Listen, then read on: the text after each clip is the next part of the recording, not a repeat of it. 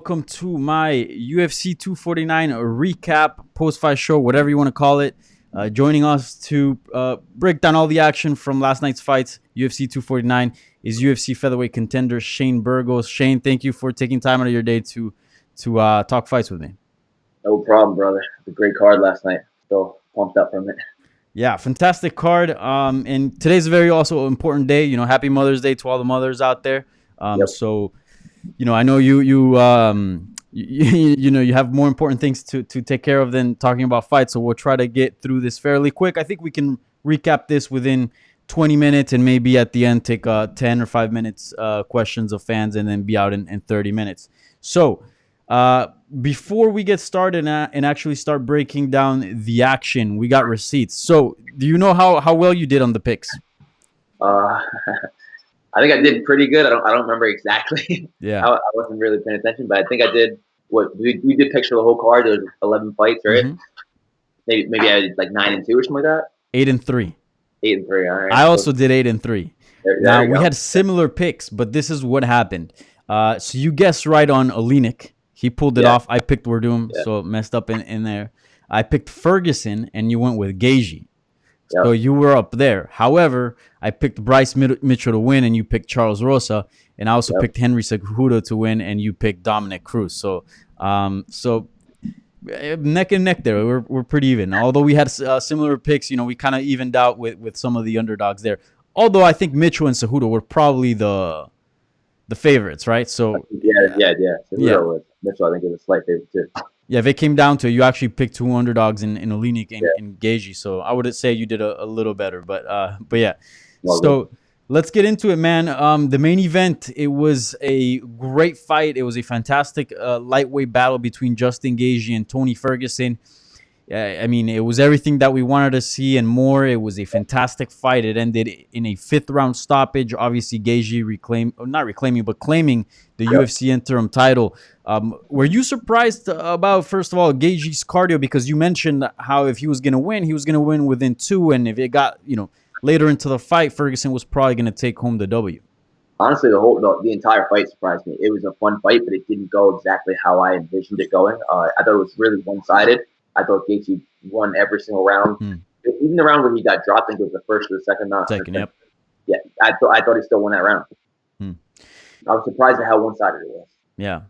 I thought he did enough to win the second. I think Gaethje started really hot at the beginning, but then Ferguson started landing that stiff jab. There was a moment where he was connecting with the jab several times, and he was having some success. And then the connecting and dropping Gaethje, I thought that was the most significant moment. But I wouldn't argue against giving that round to Gaethje. The fact that Gaethje did so good and was landing left hooks like crazy, and Ferguson was just walking right through them. But yeah, fantastic performance by Gaethje.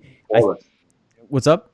It was flawless. I thought it was flawless, especially on not a big camp like that. Man, that was super impressive. Super impressive. He stuck to a game plan. He looked amazing. I was shocked, honestly, how patient he was.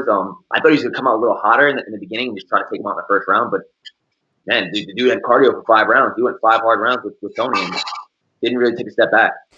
Yeah, I thought he was going to come firing hot right off the bat due to the fact that, he wasn't prepared for 5 rounds. So he's like, if I'm going to look good, I'm going to look good early and try to get that early win. But that wasn't the case. The guy was measured, and it looked like, he wasn't fatigued at the end there. Like, he looked like he could very well fight on.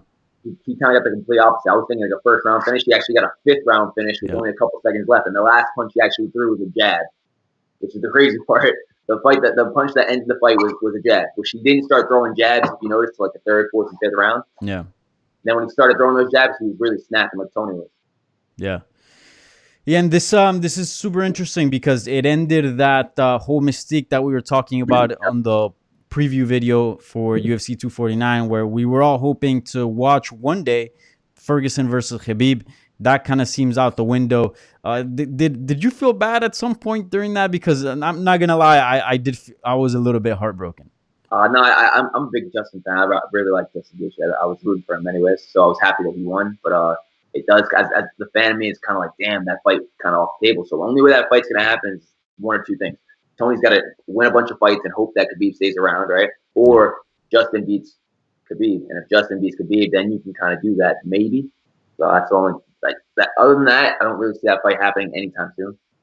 Yeah, I think his best bet is if Gaethje were to win and defeat Khabib, then he could go like, wait a minute, yeah, like I was training for a wrestler, not a striker. Let's run this back. It was it was a fun fight. It was a crazy war, right? So I think I agree with you there. Like there could be something there for him. But not gonna lie, man, I was a little heartbroken, and I posted something on Twitter about it because it's like that was literally a historic run for a contender. Like no contender has ever achieved that much without actually claiming the title. And I feel like it's not really Gaethje's fault, not at all. I mean, he did what he had to do, but I feel like I don't know. I mean, it just seems like you put in so much work, and the politics of the game simply prevented him from fighting for the real belt.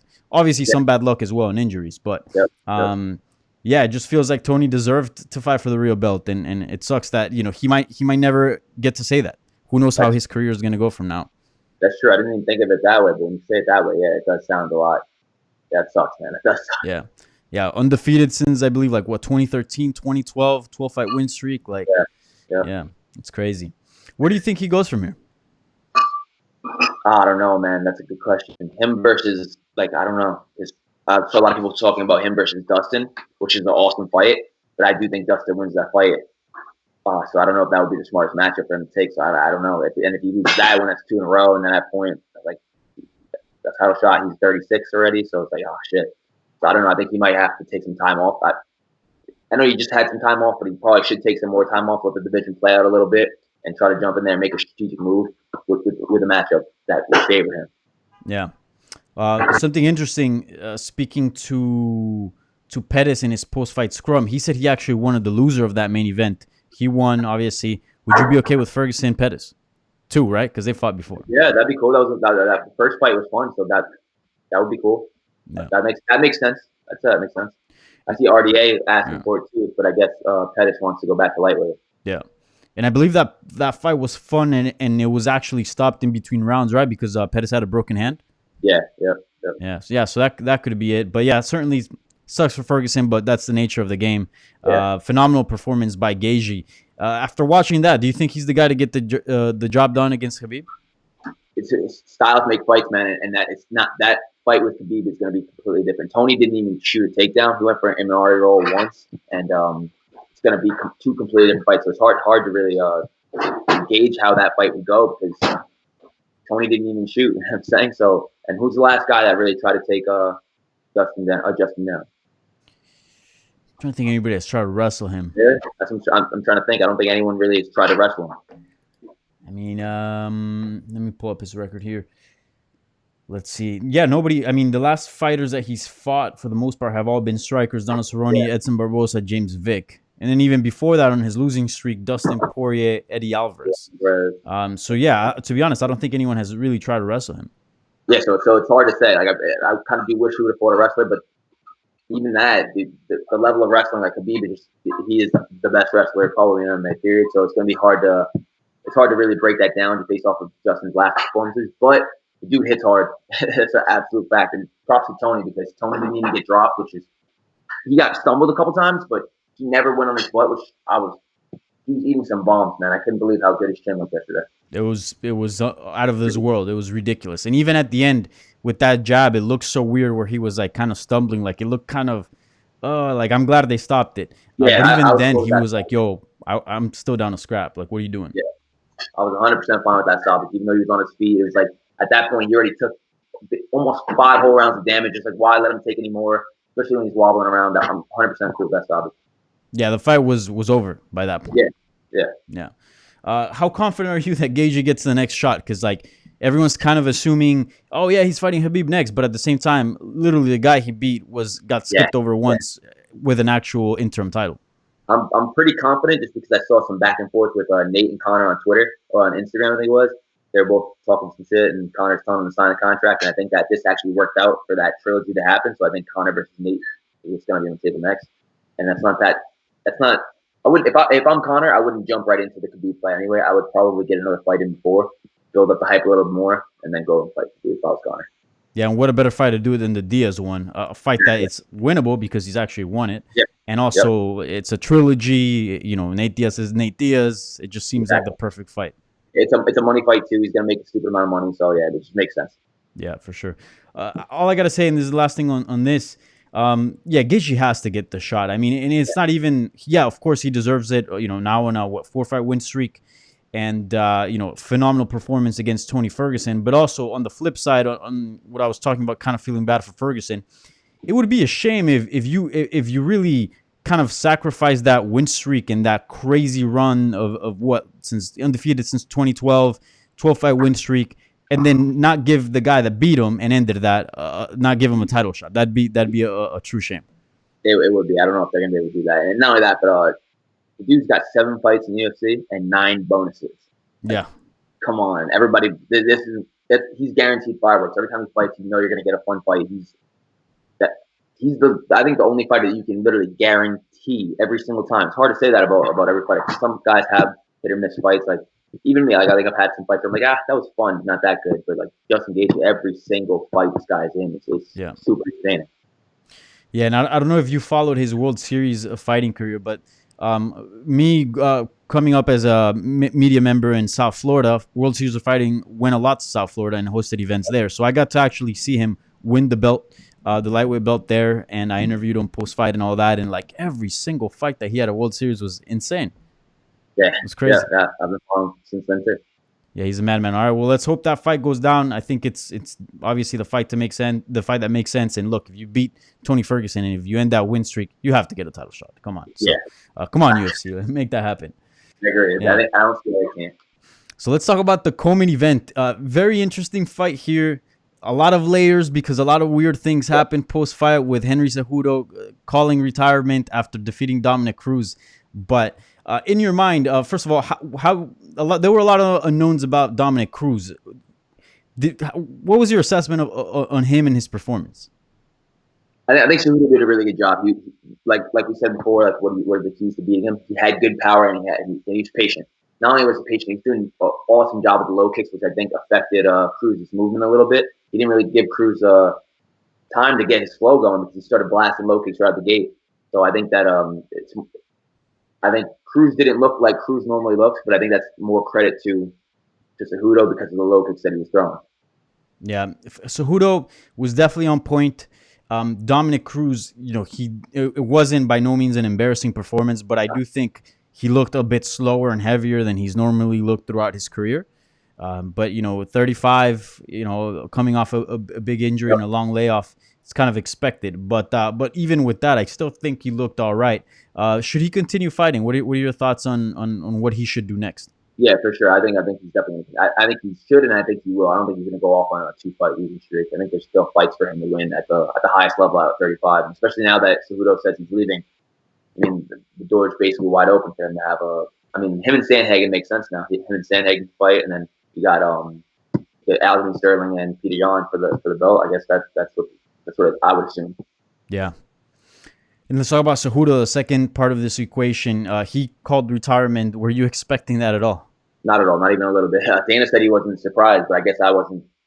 I didn't hear him talking about retirement prior to him saying it when he was in the cage. And at first, I was like, he didn't have any emotion behind it. So I was like, oh, he definitely not. He's not retiring. This is negotiation tactic. He's going to try to do this. He's like, I'm retiring. You're not paying me what I'm worth. That's what I thought was going on. But then, like you mentioned, the off camera about the post-fight press conference, he's tearing up and all that stuff. So now I'm like, coach is tearing up. I'm like, now I'm starting to think maybe it is legit. Yeah. Well, we know MMA retirements. You know, people have made a big thing about walking away, and then they're like, no, you know, I got a few more left in me. Do you think he comes back? 100%. I really do think he can come back. And he might be gone for like a year, but I think he's going to get the itch. He's a competitor. He's been competing since he was 10, you said. He's been an Olympic champ. He's been a 2-division world champ. He's going to get the itch. He's only 33. He's going to get the itch. He's definitely going to come back. He's going to come back for a super fight. Maybe be out after that. Yeah, and he's 33, so he's not that old, and I think he's very much in the prime of his career because he started this very late too. Yep. But let's pretend he doesn't come back, and he's actually like, you know, I'm good. I've achieved plenty, and he has. What would his legacy be, and how do you think he'll be remembered? That's hard to answer. I can't call him the greatest 135er of all time. Can't, because he doesn't have the same length of title reign as Dominick Cruz. But you got to put him in discussion with one of the best of all time. You have to, especially for one of the smaller guys. I can't say the greatest 35er. I can't say the greatest 25er, but I can say one of the greatest lighter weight fighters of all time. Yeah. And I think he makes a good point, and he talked about this on the post-fight presser, but he said, I'm not the greatest fighter of all time, and I wasn't the greatest wrestler of all time either. But if you combine both resumes, the fact that I won an Olympic gold medal and the fact that I won 2 titles in the UFC in different weight classes, defended them both, I think that makes me, or Cejudo speaking, the greatest combat sports athlete of all time. Would you agree with that? I got to sit back and think about it a little bit more, but he definitely makes a compelling case for it, honestly. Yeah, for sure. And then, you kind of noted there for a second, but what do you think happens to the division? What do you think they should do? Cejudo suggested the UFC should do a 4-man tournament between Sandhagen, Jan, Aljamain Sterling, and Aldo or Marlon Moraes. But how do you think, what do you think the UFC should do here with the vacant title? I'm cool with that, man. That does sound fun. That does seem like it makes sense. It'll make things more interesting. It'll bring some attention to the division. But you also got Dominick Cruz in there too, so you can throw him in there as well. Like you said, the guys maybe not fight for the title right away, but fight one of these big up and comers for the position to get another title shot. But it's hard. You got really like those 3 guys that are top. That got Sandhagen, you got Jan, and you got Aljamain. One of them's gonna have to get cut, kicked to the side for the title fight to happen. I don't know which one's gonna be, and I don't want to give it a I don't think I'm positioned to say who I think it should be. It's a toss up there.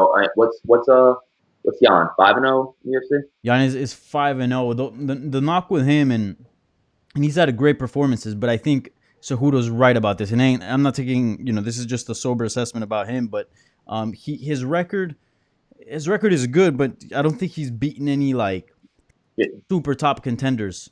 Yeah.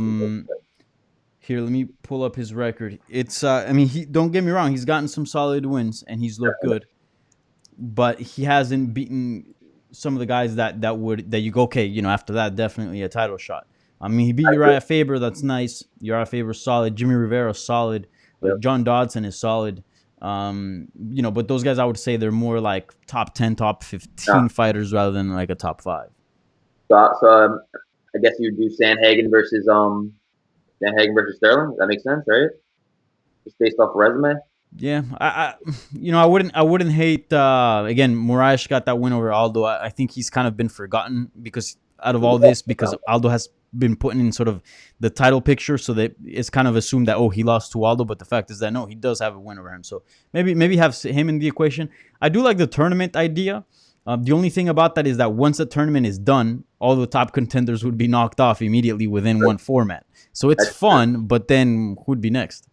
Yeah, they did that with the flyweight division when they first brought it over, but you're right, and kind of it does kill a little bit of steam from. But then that's why you got those other 2 guys that are right outside of it. But I don't know, man. It's a coin toss.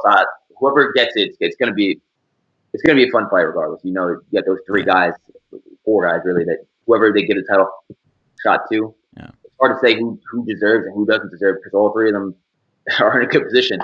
Yeah. Dana White did say the title fight, this is post-fight presser, and again, he's got like a million things going on his mind and people are asking him a bunch of stuff. But he did say, we got to make Peter Yan versus somebody else. So I don't know if he just threw a name out there or if he actually thinks that Peter Yan has to be in the title picture. Certainly, I wouldn't mind it. Like, again, even with what I said, he's done enough. He's still picked up several wins and over solid guys. So, I wouldn't hate it if he does fight for the title. So, yeah, we'll see what the UFC does there. But lastly, on that whole matchup and situation, one thing that we're missing here is the stoppage. A lot of people found it controversial. Some didn't. Dominick Cruz certainly did. He actually went on the post-fight show on ESPN Plus with Megan O'Leary and accused referee Keith Peterson of that he smelled like alcohol and cigarettes, and he should have been tested because that was a terrible call, and he should be drug tested. What'd you think of the actual stoppage and the nature of how the fight came to an end? It wasn't the worst stoppage I've ever seen, but I wasn't a fan of the stoppage. You know what I mean? Like, I've definitely seen worse, but I was like, damn, he stopped it when he started responding when he was getting up. It was kind of like, shit, I kind of wanted to see that go on a little bit longer, like maybe like 5 more seconds, you know what I'm saying? Like, there was a point where he was eating shots and he was his head was just bobbing. And once he started moving, he got up to his knees. He put his hand up and stood up. And once he stood up, that's when he stopped it. Which I thought that that originally it was not the greatest stoppage, but having watched the replay, I think it made it a lot better. Like that knee, if you see the knee when it connected and he's falling back, like his mouth does one of these, like like that's when you know, like all your shit is just, you know, just rocked, you know. And then even on the ground, like you can see his motor skills like not being there. But then right before they stop it, he's kind of against the fence, and that's when he brings the arm up, and you go, okay, he could be recovering here. I think in these kind of situations when, and there's sort of a belief, and I certainly think it's a good belief, but I don't know necessarily if I agree with it, is like, you know, no matter what fight, you should just referee fights, you know, across board. If it's a title fight, if it's a prelim fight, like they should just have the same type of refereeing. Like you're not going to let a fighter take more damage or less damage because, you know, there's higher stakes or whatever. But I do think that should be kept in mind. Like, you know, Cruz hasn't fought in a while. This could be his last fight, you know, so it's not like he's going to go out there and fight 50 more times and take a bunch of brain damage, right? Like he's not like a prospect that has a long career ahead of him. And on top of that, it's for the belt, and you know he wasn't out. I don't know how you feel about that. Yeah, it's a good point, but that's giving, I think, too many variables to the referee and making the referee job even harder. You know what I mean? He's got to think about this, think about that, think about this. I think it should be across the line, because if you think about it, like whether you're fighting in the first fight of the night or whether you're fighting for the title, that fight, whoever is in that fight, is just as important. You know what I mean? If you win, you're making double your pay. If you lose, you make it half. Yeah. So for us as fighters, whether it's I'm fighting for the title or I'm fighting the first fight of the night, it's a fight, and I want to win, and I want to double my money. So I think it should be across the board the same. But I still think he should have gave him a little bit more time, just a little bit. I'm not saying give him 30 more seconds or anything like that. I think just a little bit more time. Yeah. No, fair point for sure. And and then I do admit, like, although I said that, like, once you start kind of like, oh, well, this guy, you know, is known to be tough and be able to recover and this and that, it does give the ref a lot of variables. And then you start kind of seeing, you know, different types of judging, and you kind of don't want that. You want everything kind of across the board, as you mentioned, like everything, you know, uniform. So I do agree that there's some flaws with that way of thinking, but you know, I don't know, it is a title fight. But anyways, now real quick, let's break down this fight, and then we'll take fan questions, and get out of here. The heavyweight bout. What was your initial reaction on the 20-second fight that we witnessed? It's basically like we said, like whoever lands first. Like Jairzinho was doing a good job with those 2 inside low kicks. They were fast and they were hard, but then after that, it was like shit. I kind of want to see I go a little bit longer, see if low kicks would have started to affect him. And Ngannou, if you look at the dude, you know if he touches you, it's over. And he didn't just touch him, man. That left hook, he freaking brought it back from behind his back and smashed on him. And then when he landed those ground and pound shots after, it was like, oh, it was pretty brutal. Yeah. To be honest, I thought the stoppage was a little controversial. I think Rosenstruck was kind of I'm just kidding. I thought you were going to say it's late. I was like, wait a minute. Yeah, no. I'm totally trolling right now. No, definitely, dude, he was out, man. It's funny because when I was like looking back at the video just to make sure I tallied up our records and kind of, you know, had receipts on what we've talked about previously, you know, I was obviously listening a few seconds of each and trying to find the part where we actually picked, you know, the fighters to win, right? And then so I would listen to a few seconds of what we had to say. And I was listening to myself be like, I don't know, man. There's a feeling about Rosenstruck. I don't know. And in my mind, I was thinking like, homie, you got no idea what just happened. Crazy. One of the craziest knockouts I've seen in 2018. In 2019, my bad. 2020, what am I talking about? He just bulldozed him. Like, he literally just ran at him with like a 4-piece combo. The first one that landed, the one that did it, was like, fuck. And he's a heavyweight, and he's so quick. Those punches look like they're being thrown at like 185 or 170. Like, it's just insane. Honestly, the punch he landed standing wasn't even like, that was like, oh shit. But the ones on the ground, it's like, oh man, those are just like, he was trying to kill him. It was brutal. Yeah.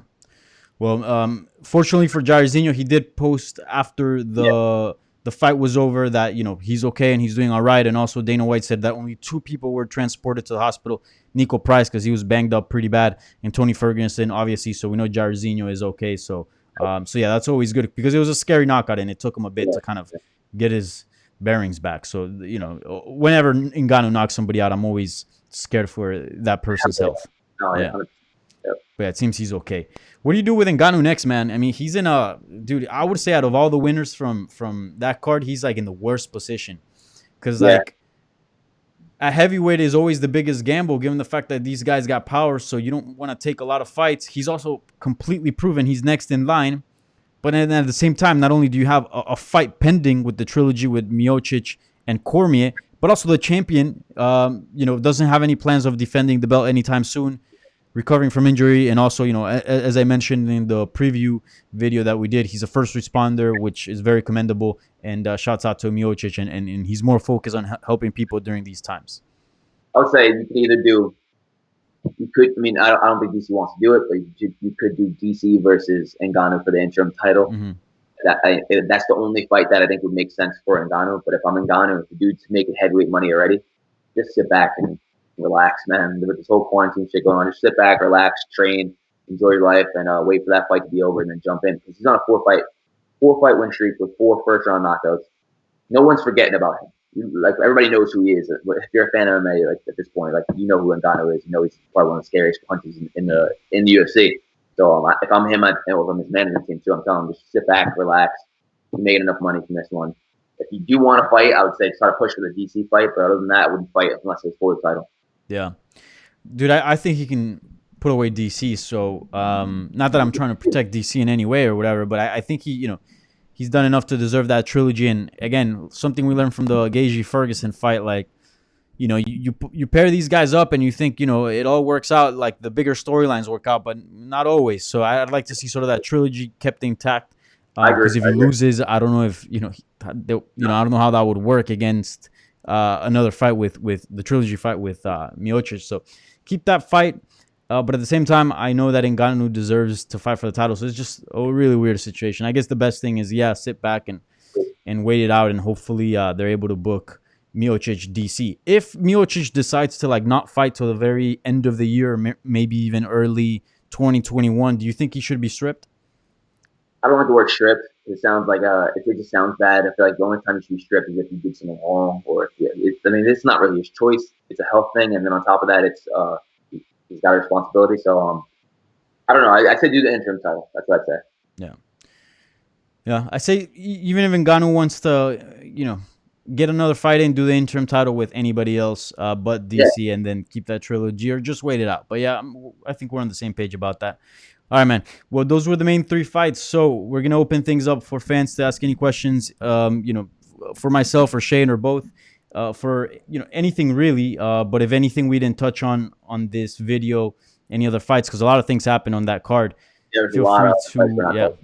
11 fights. We just talked about 3, and there's like 5 others that were like fight on night potential.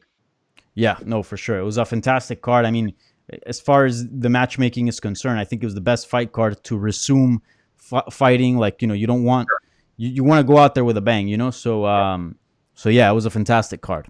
Amazing. All right, let's do this and then we'll get out of here. Questions. Let's see. All right, this is a pretty good question by Jackson Bass. It's being featured here. Yep. All right. So Jackson asks. Let me remove this. It says, it's late here in Australia, so I won't catch this live, but why couldn't Bryce Mitchell finish the arm triangle? Why did Bryce Mitchell have Rosa's hand tucked into where he was squeezing? I've never seen that. So, yeah, you watched that fight. It was a big fight in your weight class. Bryce Mitchell earning a decision over Charles Rosa, but it looked many times that fight was going to come to an end, especially in the first round with that arm triangle. And he got the arm triangle again in other parts of the round, but that first round was probably the tightest. Why couldn't he finish it? What did you see there?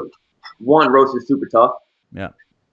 One, Rose is super tough, and 2, Rose his defense was on point. He was doing exactly what he should have been. Put the hand in the ear, telephone grip, and he was grabbing the actual the shoulder, the labrum of Bryce, and pulling it down to give himself that half of an inch of space, and that's all you need to be able to breathe. So I think that was just a knock on Rosa, not a knock.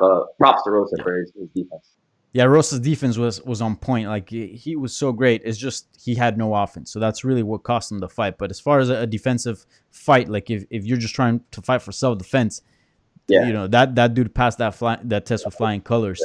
Also, something I'd like to add, I don't know if you noticed, like Mitchell was trying to get to the side of side control for that arm triangle, and Rosa kind of had him tied up with his legs and a bit of a quarter guard, and then pushing his knee back into half guard, and then I think that forced Mitchell to go to the wrong side for that one. I don't know if you remember.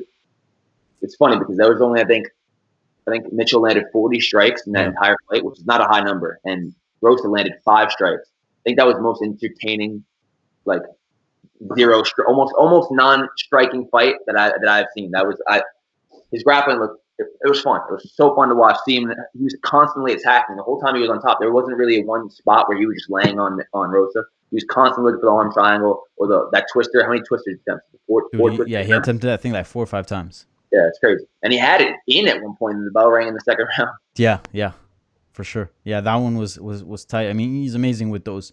And his back takes are good as well. So it's definitely like a thing he can switch back and forth with. All right.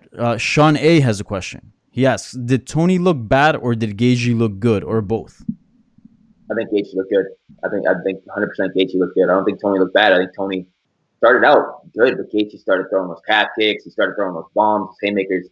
You can just see the accumulation of the damage was taking a toll on Tony. So I think Gaethje made Tony look bad over the course. I don't think Tony looked bad at all, actually. Yeah, I think if Tony would have gone out there and gotten dropped and knocked out in the first, then you go, ooh, age maybe, or ooh, that weight cut maybe. But the dude's chin held up the entire fight.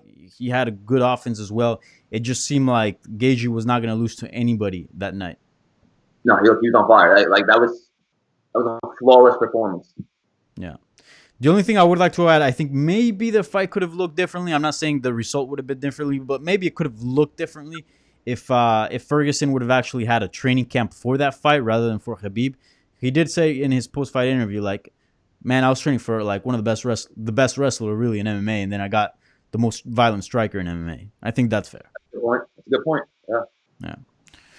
All right. Yep. What'd you say?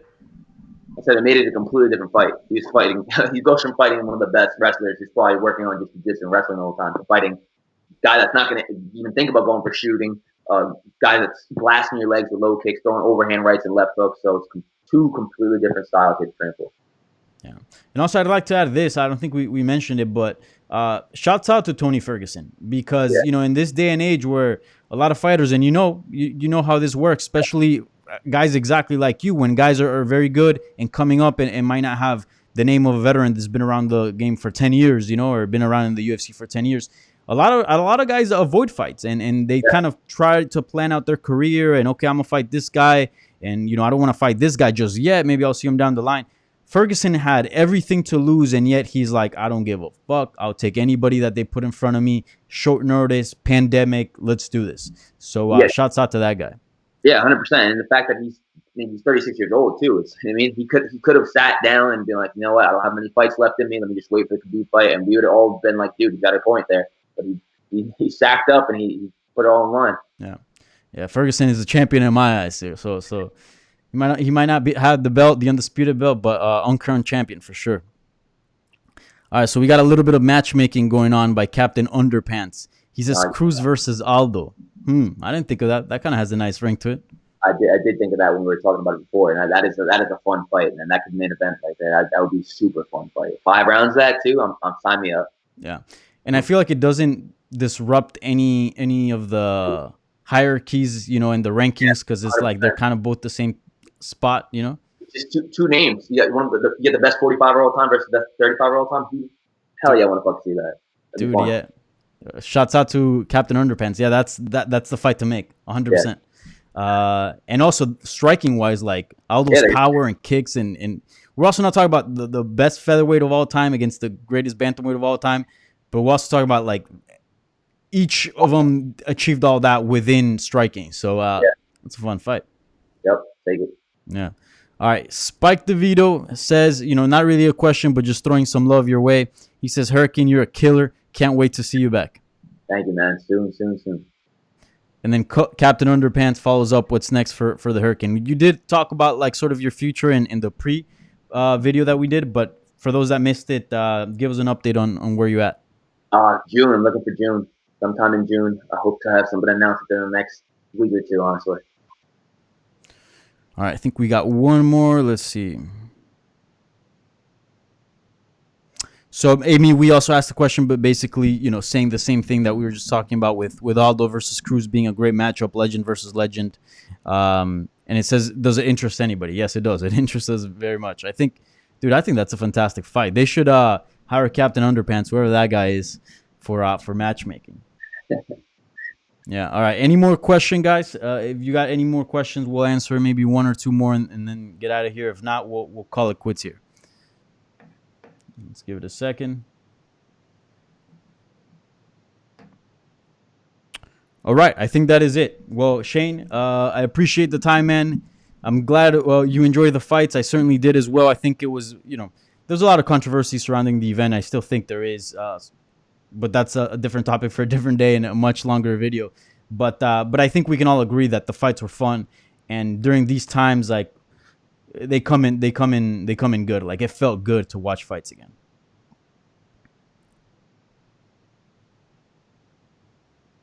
Oh, you're frozen. I don't know if we lost you there.